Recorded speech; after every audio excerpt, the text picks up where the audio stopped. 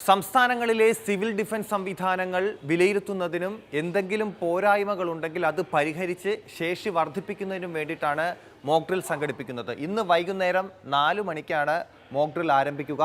4 മണി മുതൽ 30 second alert siren 3 വട്ടം നീട്ടി ശബ്ദിക്കും. പ്രേക്ഷകർ ശ്രദ്ധിക്കേണ്ടത് ആ സൈറൺ, ആ മുഴങ്ങുന്ന സൈറന്റെ ശബ്ദമാണ്. ആ ശബ്ദം കേട്ടിട്ട് നമുക്ക് തിരിച്ചു വരാം.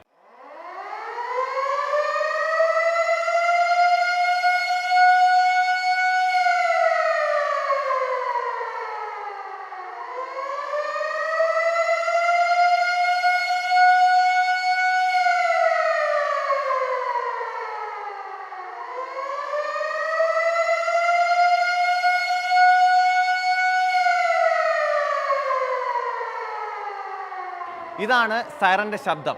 സൈറൻ കേട്ടാലും ഇല്ലെങ്കിലും കേൾക്കാത്ത സ്ഥലങ്ങളിലാണെങ്കിൽ കൂടിയും 4:02-നും 4:29-നും ഇടയിലാണ് മോക്ക് ഡ്രിൽ നടത്തേണ്ടത്. കേന്ദ്രത്തിന്റെ നിർദ്ദേശം അനുസരിച്ച് സൈറൻ ഇല്ലാത്ത ഇടങ്ങളിൽ അനൗൺസ്മെന്റ് സംവിധാനങ്ങൾ ഉപയോഗിക്കാമെന്നുള്ളൊരു നിർദ്ദേശമുണ്ട്. അതായത് എന്തെങ്കിലും തരത്തിൽ അവിടെ സൈറൻ കേൾക്കുന്നില്ല എന്നുണ്ടെങ്കിൽ അവിടെ ഈ ആരാധനാലയങ്ങളിലൂടെ അനൗൺസ്മെന്റ് ഒക്കെ നൽകി അറിയിപ്പുകൾ പൊതുജനങ്ങൾക്ക് നൽകാമെന്നാണ് കേന്ദ്ര സർക്കാരിന്റെ നിർദ്ദേശത്തിൽ പറയുന്നത്. മാത്രമല്ല 4:28 മുതൽ സുരക്ഷിതം എന്ന സൈറൻ 30 സെക്കൻഡ് മുഴുകും. അതാണ് ഈ മോക്ക് ഡ്രില്ലിന്റെ അവസാനത്തെ സൈറൻ എന്ന് പറയുക. ഈ സൈറന്റെ ശബ്ദം കൂടി നമുക്ക് കേട്ടുവരാം.